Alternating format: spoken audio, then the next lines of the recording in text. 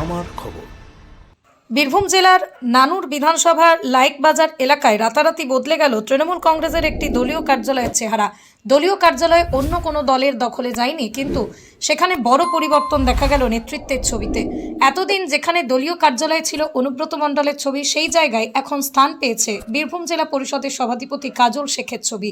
এই ঘটনাকে ঘিরে এলাকায় শুরু করেছে জোর জল্পনা। জানা গিয়েছে, বোলপুর পৌরসভা এলাকা শেষ হতেই শুরু হয়েছে কঙ্কালীতলা গ্রাম পঞ্চায়েতের লাইকবাজার। এই এলাকায় আগে থেকেই তৃণমূল কংগ্রেসের দুটি দলীয় কার্যালয় ছিল, একটি অনুব্রত মণ্ডল অনুগামীদের এবং অন্যটি কাজল শেখ অনুগামীদের। স্থানীয় সূত্রের দাবি, সময়ের সঙ্গে সঙ্গে নানুর বিধানসভা এলাকায় অনুব্রত মণ্ডলের অনুগামীরা ধীরে ধীরে কোণঠাসা হয়ে পড়ছেন।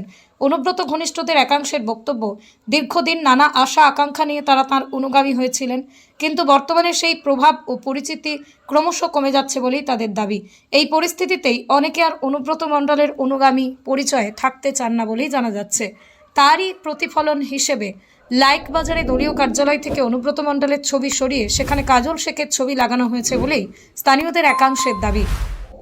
শুধু লাইকবাজার নয়, নানুরের শিয়ান মুলুক গ্রাম পঞ্চায়েত এলাকাতেও একই ধরনের পরিস্থিতি তৈরি হয়েছে বলেই জানা যাচ্ছে।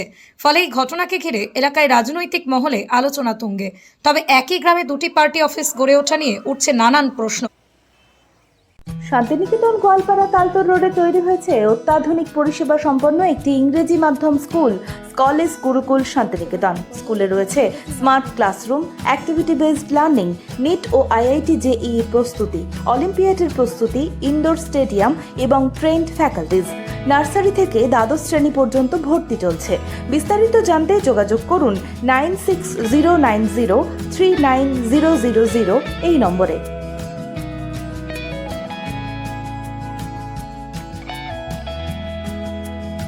দেখতে চোখ রাখুন আমাদের ফেসবুক ও ইউটিউব চ্যানেলে।